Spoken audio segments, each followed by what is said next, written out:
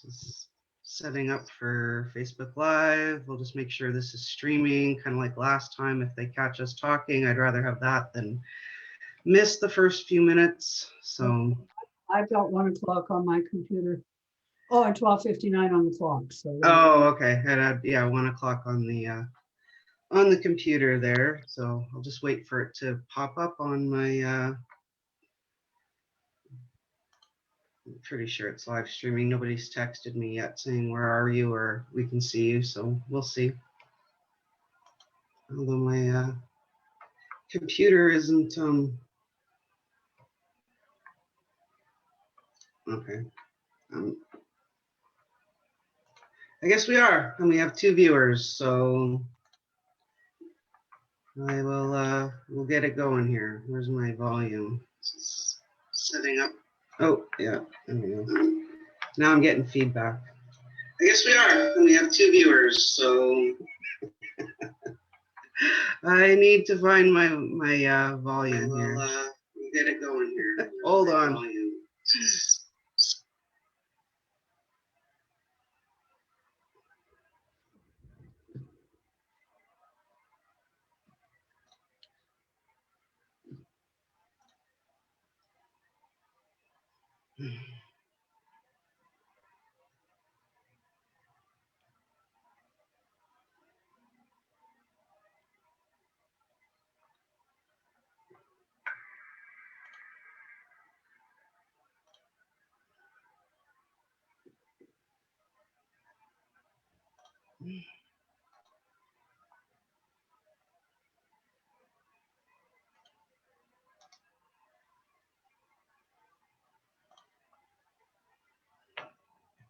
Okay. All right. This I'm not a techie person, so we'll see how this goes. Well, I'm not touching anything, trust me. Okay. We'll just see how this goes here. I did hear a thing. Oh yeah, we can be seen. So, all right. It is February 18th. No, It's March. Oh my goodness. It's March 18th, 2021. It's Heather Stocking with the Athabasca Advocate. I'm here with Town of Athabasca Mayor Colleen Powell, and we will be discussing what is going on in and around Athabasca. So one of the first things that Councillor Belay attended the stakeholder meeting with Athabasca Cares, the shelter project, and what did he say his impressions were? Okay, I'm reading from his report. It actually sounds like a pretty professional looking committee. The goals are to incorporate the organization to get charitable status that will allow them to raise money, gather available data, research successful programs, interview clients, quantify resources, and remove as many barriers as possible. And those are all laudable goals. And the mission is to reach a functional zero chronic homelessness by focusing on the needs of the unhoused populations of our community. And there's some more there, but that's basically it. The program that seems to have been the most successful in Alberta is Medicine Hat. Now, they are a small city and we aren't. So what we're able to do here will depend on the resources that we're able to gather in the future. But I'm quite pleased to see that this group is off to a good start and they've got real recognizable, realizable goals. So far, so good. I also want, when we're talking about this, the Native Friendship Center did a MAP program this year.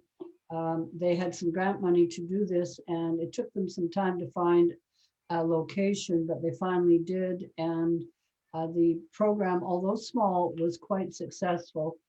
And the RCMP did report that the number of complaints from businesses was down over the winter. So that's a successful beginning. Let's build on that. Yeah, exactly. Their Councillor Belay also with the Athabasca Regional Multiplex, they've been looking for a new manager again. Has that been announced? Yes, that was just announced. She's a local lady, Rhonda Alex. Oh, okay. Well, congratulations on. Congratulations, Rhonda, and hope to see you up there when I can get into that pool again. Yeah, fingers crossed. Monday, March 22nd, we'll find out if the province is going to be moving to Yeah, step 3. that will Maybe, probably depend on the number of those variants, because I know some provinces are in some trouble right now with that. right. Let's hope. Okay. Some other good news. My understanding is the water treatment plant has put out tenders for their project. Yes, the intake pipe, that's the pipe in the water that brings the water into actually our old water treatment plant down near Tipton's, where you go and get your bulk water. That's the old water treatment plant. Um, and then the water is piped up to the water treatment plant up on the hill there. But that pipe has needed replacing actually for a long time. We have grant money, we being the county, the town, and the village of Boyle, through the water treatment plant of $2.4 million. I am always amazed that a pipe in the water is going to cost $2.4 million. I'm sure, I'm sure there's much more to it than that. Otherwise, we could get somebody with a pipe and a welding torch. And, no, that's Yeah, not. scuba gear and get them in there. Has all the environmental impact been done, or is that included in that As far as I know, everything is okay and ready to go. So the tenders are out. We haven't got them back yet. So, 2.5? but let's hope we can get that done this year. Um, and that's the last upgrade I think we need. That water treatment plant is about 10 years old now. But it's still pretty much state of the art. And it provides water for a whole large geographic area up to Wandering River. Mm-hmm. I actually have some town of Athabasca water here, and it's delicious. So Likewise, I have to find it. there you go. Yeah. The Heritage Society also has some good news. My understanding is there should be hopefully finishing off the train station this year. I think so. They want to paint the north side and they got some money put by for doing the landscaping on the north side. Now that's all part of the original plan. You have the platform back there at the back. At some point, an addition had been added and the platform closed in. So to return it to the historical status, you have to open up that platform. So they're working on that. There's a few things they have to work out in terms of where do they put steps and railings and that kind of thing. But Okay. that'll be done. And then we'll be looking at turning that back area into a much more pleasant looking place with trees and shrubs and all that sort of thing. Oh, that'll be nice. They've been doing wonderful work there. You know, when they took the building over, the main room was had carpet on the walls, Oh, which made sense at one point, but no longer makes sense. right. Muffle the sound. And they have the Athabasca watershed in there as a tenant, so there's a little bit of coin coming in. That building is owned by the town, but they have a long-term lease on it. Okay. So that's how that works. Okay.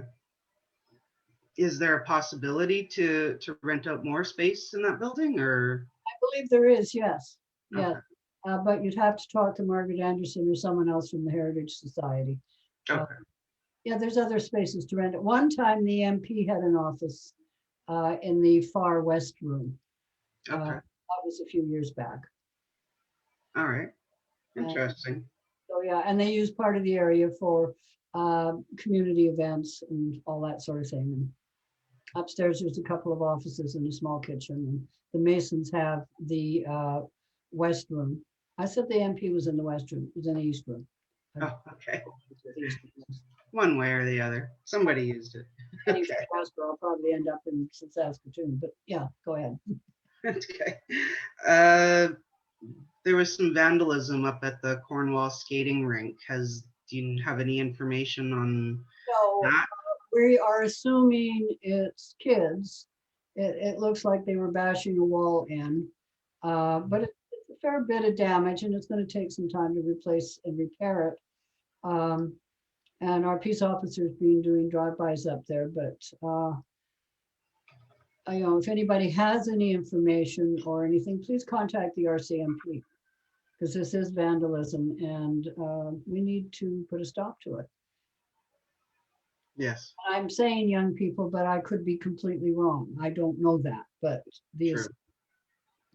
True. We hope at a certain age people outgrow vandalism. Yes. most of the time. Most of the time, we hope they do. Yes. Uh, recall legislation. I read this. Have you had a chance to read the proposed legislation? Yeah, I can't say I know everything. Generally, the idea is that you can recall any elected politician other than MPs because they're regulated federally. So that would mean municipal people and provincial government people. I don't know if it includes school board trustees Yes. because they're also elected. Yeah, it does. In order to do that, your petition must have 40% of eligible voters. And then there is a process in terms of the MLAs, which frankly, I'm not completely sure of. At our level, it is simply a petition and then the person's recalled, which I do have some problems with. Other than reaching 40% of eligible voters is a very high bar because we don't even get that many people voting in the local election. Mhm. Mind you, for recall legislation to work, it has to be a high bar. Otherwise, theoretically, somebody who's lost by, say, 10 votes can simply get a petition going to have a rerun at the election and try again. And that's not what it's intended for. Right. I'm not thoroughly in favor of recall legislation, primarily because it often works to the advantage of special interest groups who may or may not have a real interest in the welfare of whatever they're opposing. But with a very high bar, it means that it's virtually unworkable. Right. So it's a nice to have. And I think they based it on BC legislation, which was done in the 90s. And I think there's been about 4 runs at it, but I don't think any of them have been successful. Hmm. I've always kind of been personally of the people talk about term limits and stuff. And to me, I've always said that's the ballot box. That's your recall legislation. That's your term limit. But I can see where there are times Mhm. when one politician is behaving so egregiously Mhm. that it is in the interest to have some way to have them removed. I don't know if this is the right way. It does put it in the citizens' hands. But again, first of all, doing a proper petition is not easy. We've received petitions over the years here, and I've only seen one that actually was done properly. Okay. And then Right. somebody's got to go through to make sure that there's not the same person signing it 6 times. And everything's got to be ticked off by the person taking the petition and on and on. There's a whole set of rules around this, and it's not simple. But recalling somebody who has been duly elected is also something that should not be simply done. Sure. The other thing, we did have recall legislation when social credit first came in under William Aberhart. And one of the campaign promises was a certain amount of money to be given to each citizen in Alberta, or each man. I can't remember. It's back in the 30s. I can't remember if it was $5 or 20, but it was a significant amount of money at that time. And they didn't do it. So the first person they tried to recall was William Aberhart. Oh, So they withdrew the legislation. right. So Yeah, it double-edged sword, definitely. Yeah, the town also did some letters with supporting against the coal mining. yeah, we had a letter, and forgive me, I did not go and find it again, which I told you I would, then I forgot. We received a letter from High River that was sent to every municipality in the province, to RMA and AUMA, the two provincial associations, saying that, first of all, the government had rescinded the 1976 coal policy, which forbade a certain amount of coal mining on the eastern slopes. They had done that, and they had lifted the permits of, I believe, 11 coal mines. But the communities along the eastern slopes were not happy with that. And they said, we still have a problem. There's still a lot of permits out there, and they are going to pollute the water. Right. And as you probably are aware, the biggest industry in those areas tends to be ranching. And those farms or ranches are quite large, and they have a lot of cattle, and they need the water. Right. So that's where their concern came from. So we wrote a letter supporting them. Okay. And it's a year of austerity for many. Sorry. I've got another letter. Oh, sorry. Okay. The Alberta Energy Regulator has made changes to the problem of orphan and abandoned wells in Alberta. Okay. And a lot of these changes apparently are quite good. We initially received a letter from Westlock County and laterally from Athabasca County saying that there's a major problem here, that one of the rules that is not in there is that they must pay municipal taxes, and there's no mechanism in there to stop some of these companies from selling to a second company, which then goes bankrupt. Okay. Westlock County said that they are likely to lose $700,000 a year, and Athabasca County is probably going to lose more. This is a significant amount of taxpayer money that is not going into the municipal coffers, meaning that you and I have to pay more. Now, why would a little town support this? Right. Because if our counties are suffering, so are we. Mm-hmm. We cooperate on almost everything, and we share funding on almost everything. So when they run into financial trouble, all of us are going to have a problem. Think of it to begin with. Some counties rely very, very heavily on that money, and they're going to be in real trouble. So yeah, that one in particular is well worth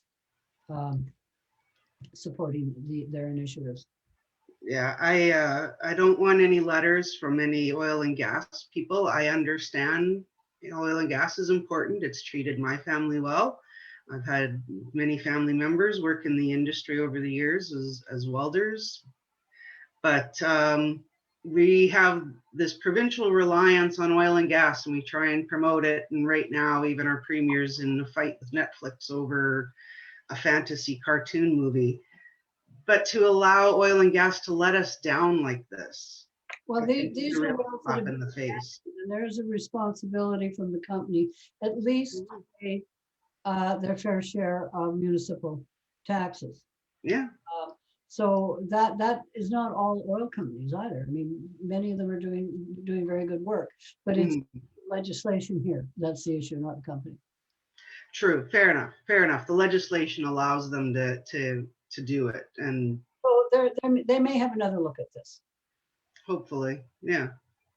So okay.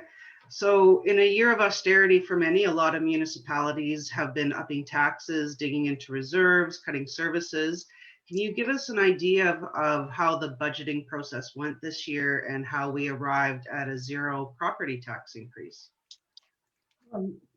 You just stole my thunder. Sorry. No tax increases, town tax increases this year. Our assessments are actually up by 1.7%, which isn't a lot. I have been expecting, because I look at the real estate pages, it seems to me house prices are lower than they used to be. Also know that properties are selling very quickly right now. The assessment is based on last July's assessment.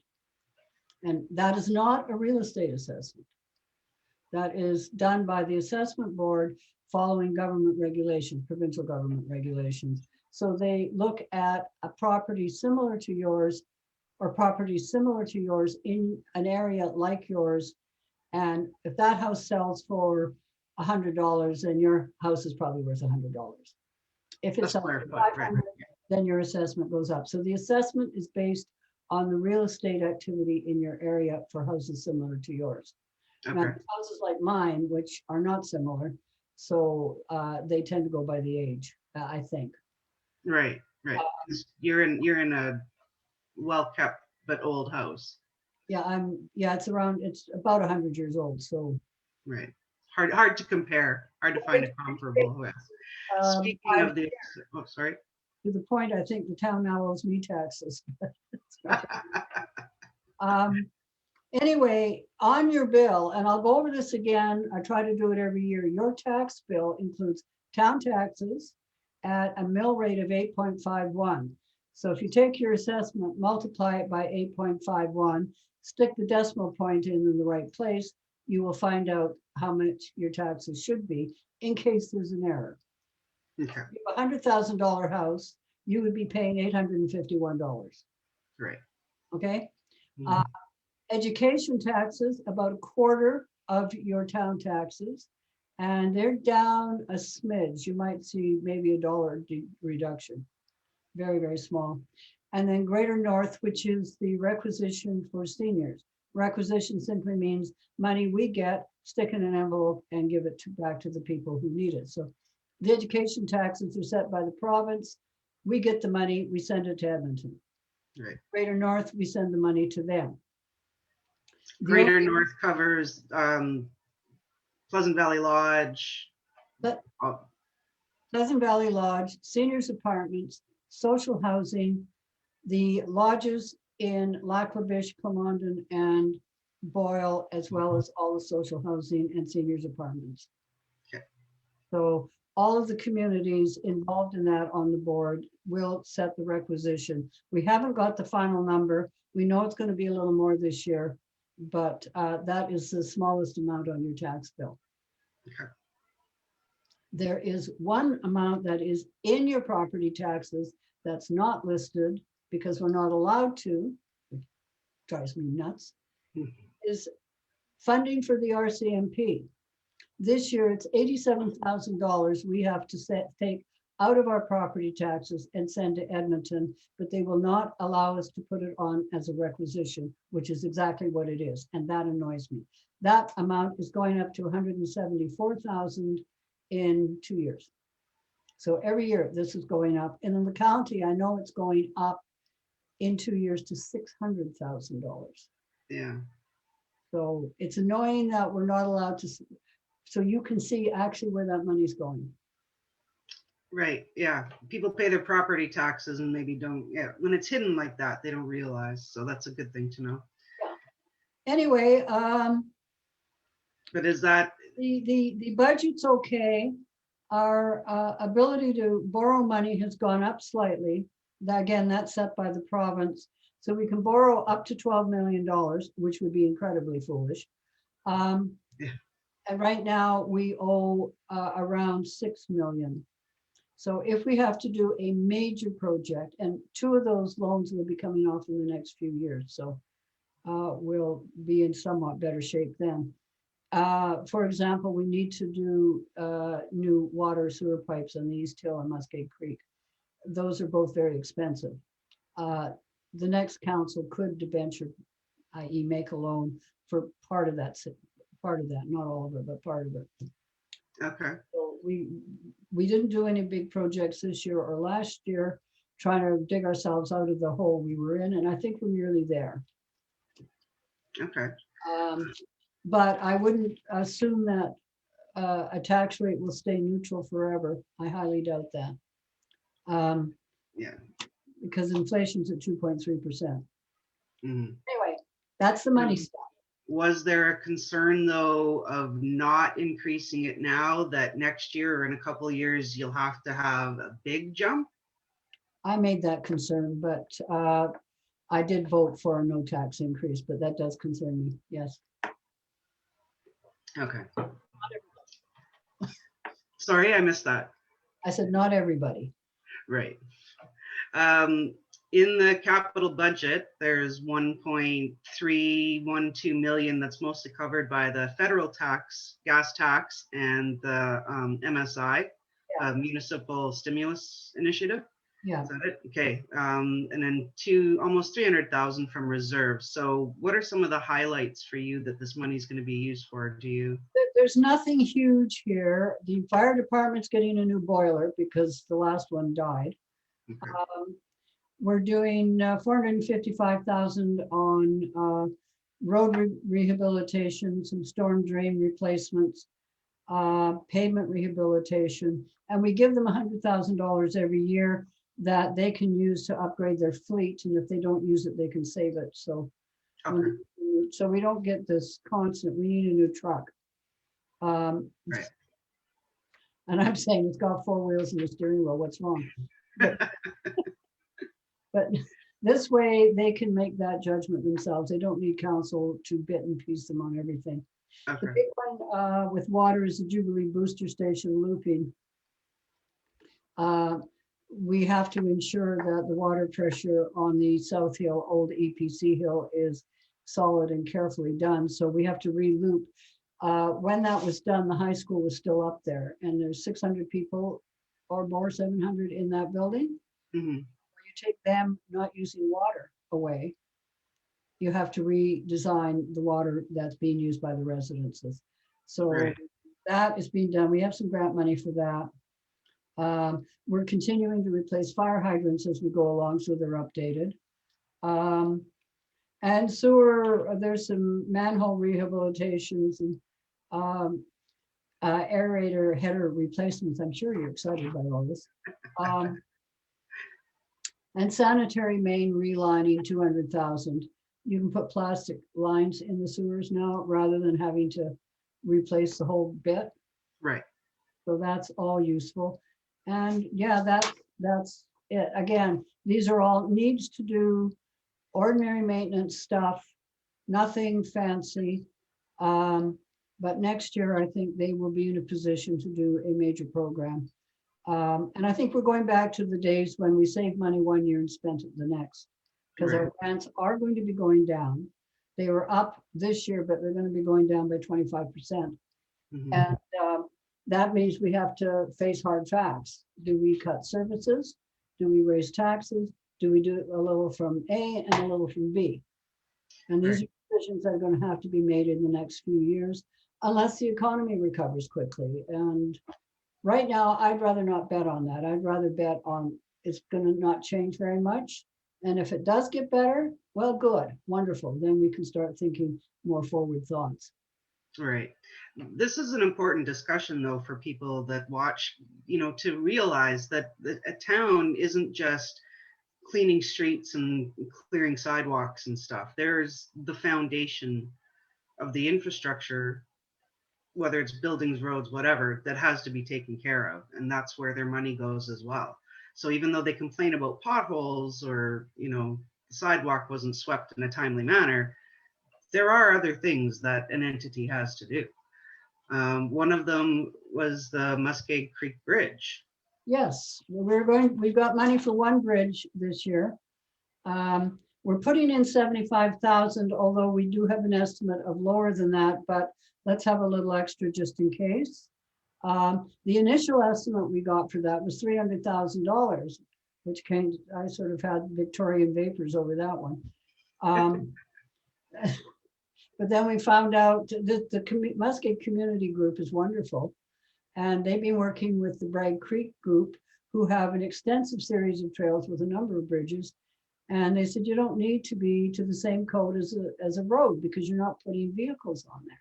Right. So there you go. So that changed the amount of money significantly.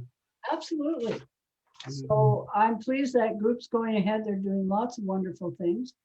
And they're far better placed to do that than we are. Right.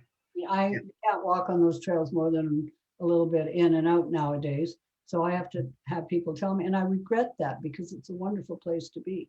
Right. What's happening with the stage at the riverfront? That's in the budget too.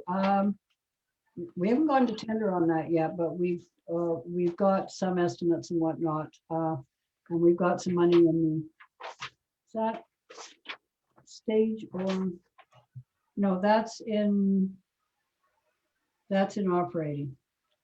Okay. And you have to plow through about 7 pages of fine print to find it. But there is some Fair enough. stage in there. With luck, we'll have it operating this year. It really depends on how damaged the top is. I think we know about the pilings. They weren't deep enough. Okay.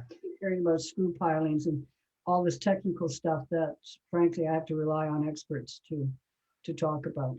Right. So there is a chance if things open up, it could be ready for the River Rats Festival. I don't want to say. Okay, fair enough. Fair enough. I'd love that. I really would, but All right. I'm not sure yet. Okay, fair enough. It's hard to say. I did have one more thing. FCSS, did I say this at the top? No. FCSS needs a town volunteer, town rep on their board, and they've advertised a couple of times without any success. They do meet during the day, and my memory is it's sort of an all-day 10 to 4 kind of meeting. Used to be on Mondays. I'm not sure where it is, but if you are interested in preventative social work, this is the committee for you. Mhm. They do wonderful work in town. They've been active in this community for many, many years, and they need you. So unfortunately, since they meet during the day, I know a lot of people can't take a full day off work. Mhm. But again, it's been a long time since I was on that board, so I may have the hours wrong. Okay. I know it's during the day. So please contact the town if you're interested, and we can point you in the right direction. Okay. As of yesterday, the Athabasca region reached 0 active cases. Good job. How do you see the next few months playing out? Well, unless those variants start catching up with us, the more of us who get vaccinated, the faster we're going to get out of this. I've had my first shot. My husband's in on Tuesday. Yeah, but in the meantime, keep your guard up, keep your masks on. It's not a hoax. It's not a pandemic. The one stat I can say is that I think there's roughly 3 times as many people in this province have died from COVID than were killed in the Korean War in Canada. Wow. And if you look at what happens in other places where they have lifted lockdowns and whatnot, I suggest you look at South Dakota. They didn't have any rules. They have roughly 900,000 people in the state, no community over 200,000. And I think they've got roughly 4 to 5 times the number of cases and deaths that we do. So that you do what you do and I'll do what I do is nonsense. Mm-hmm. Yeah. Just a little bit about people talk about comorbidities. Oh, the comorbidities. Well, people don't understand what a comorbidity is. It's a pre-existing condition. The most common pre-existing condition is high blood pressure. So when you talk about what are the comorbidities, if you think that somebody should get COVID and die because they had high blood pressure, shame on you. So just a little information there about what comorbidities are. We all are just going to die anyway. Well, yeah, exactly. Thank you for that. Yeah.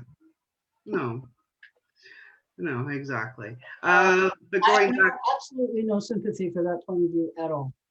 No. My council has, and we have voted unanimously to support government guidelines. Mm-hmm. It's important, yeah. So, Speaking of COVID, though, the peace officers no longer enforcing the COVID violations. That's on the RCMP. How do you feel about that?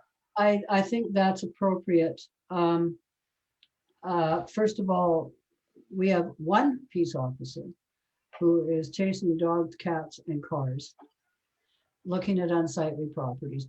There's a whole lot of bylaw stuff to do. So I think adding this onto it was a step too far. The other thing is the reporting is quite onerous. There are 700 peace officers in Alberta. And each week, they have to have written down everybody they talked to about COVID, everybody they gave a fine to, date, time, place. And then it has to be approved by their senior, their manager. So in this case, Officer Bandura has to do this, and then Rachel has to spend time going through it with every week. Mm-hmm. And I think, and there's 700 of them. Wow. Yeah, that's a lot of time. And then somebody has to input all that data. Right. So I think the province saw that this was not really workable. Now, it may be in a larger community, but in ours, I think the RCMP are the best ones to deal with this. Okay. All right. What happened with the brew house? Mr. McNeil and his wife decided not to go ahead with it. That's too bad. Yeah, it is too bad. It's a wonderful idea. Mm-hmm. All right. But it had something to do with the building. It wasn't just that they. I'm not sure really. Oh, you're not sure. Okay. All right. I do know what didn't have to do with the lack of sewer, that was an overcomable problem. Oh, okay. All right. So it didn't have anything to do with. Okay. Because, yeah, there was, I mean, it was when it was announced, people were very excited. It looked like it was going to be I thought it was a wonderful idea. Yeah. Yeah. Maybe somebody else will come forward. Okay. One thing that we haven't touched on that you're very excited about was the heritage status, for the provincial status for the school. Yes, we applied for heritage status before Christmas. Now, what's interesting is the historical resources had come to us many years ago asking to put historical status on there, and the council at the time refused. In fact, 4 councils refused over the years, 2 county and 2 town. So when we got support from this council anyway, now we own the brick school now, not the county. We went forward and they reopened the file. So it wasn't a new application. They approved it before Christmas, but it needed the authorization of the minister, and that came through about 3 weeks ago. Okay. So we've set up a meeting with Gary Chen, who's our man in historical resources, and he works with the train station and the United Church, and now us. We have 3 buildings of provincial historic status. That means of interest to the entire province, not just us. Right. We also have a municipal heritage program. And you can phone Rachel to find out if you're on that list. This was done, more than 10 years ago. There is access to provincial money for that as well, if you want to restore historical aspects of your building. Oh, okay. All right. But it's just a municipal designation, not provincial. I think this building's important. So it's up to $50,000 matching. Oh, okay. All right. So I know that there's some signs around town designating certain buildings as being historical sites.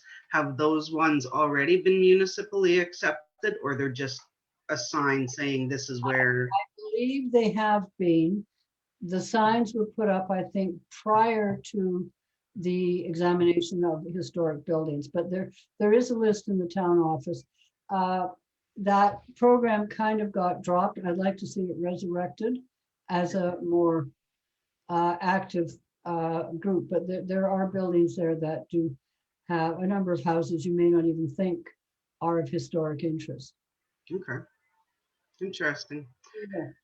All right, and I think one of the last things that we're a little past time, but that's fine. There's been some changes to the disaster funding. Previously, the government paid 100%. Now there's some changes. Is this more offloading from the government onto municipalities? Yes, well, that's a kind of pejorative way to put it, for Pete's sake. No, I don't have to answer that. Okay. I hate that. Oh, yeah. I Now, didn't- if you are a resident or a business who has a disaster happen, such as flooding or fire, you have to pay 10% of the amount that would be owed. That also applies to municipalities. Okay. Also, and the important one, although I don't think it applies too much to us. Give me a call when you get a minute. Thanks, bye. This is the problem of working from home. Right. Where was I? You can 10%. once. Now, I think that's put in because there is in certain parts of the province, people who have been, and municipalities who've allowed people to build on floodplains. So Right. it's been washed out 2 or 3 times. And the province is saying, we'll do it once, we won't do it again and again and again. Okay. I'm not sure I like that. I can see where they're coming from. The 10% is okay if your flood damage is $10,000. It's not okay if it's $500,000. Or 5 million. Yeah, well, that would be more the case for the municipality. Yeah. So if you think of the Fort Mac fire, and if the municipality had to pay that 10%, and each homeowner had to pay 10%, it becomes it can become quite onerous, but those are the changes that are made. So we'll see. They do point out that most of the other provinces do have the owners paying something. Oh, okay. So we're not completely out of scope from other provinces. Okay. All right. So it's something to be aware of. And I know when you're building a property, it's well worth getting a geotech if you're living in this area to find out if it's slip zone. Well, yeah, and it's be aware, I guess, of where you want to live, right? You know, check out the history of floods, fires, and whatever. Not that things can't happen anytime, but Well, yeah, and I mean, these are acts of God, as they say in the insurance industry, and they are listed in there: fire, water, hail, and something. There's a number of them in there. mm, I mean, we could put tornadoes in there as well, but that's a rare occurrence in this province, but not unknown. right. Yeah, it has happened. Yeah. Actually, we had a tornado up here the year before I came in 1984, and it went north of the river and took out some 3 major farm structures, Oh, wow, really? as well as a whole bunch of forest. Mhm. So yeah, it's not unknown. Yeah, it can happen, but Yeah. not like you're guaranteed a hurricane if you live in Florida. I bet they have to pay more than 10%. I would think so. All right. I think that was all the questions I had for you. Was there anything else that you? I can't think of anything. I'm a very bad person for manhandling paper.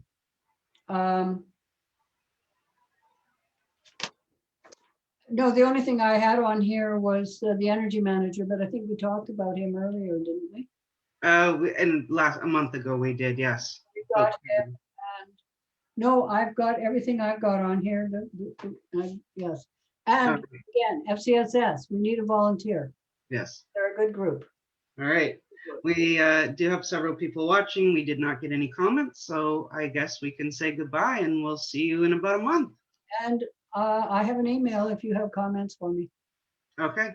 Yes. Is it Mayor Powell at? Powell at athabasca.ca. There you go. All right. Thank you very much. Anytime next month. All right. Bye.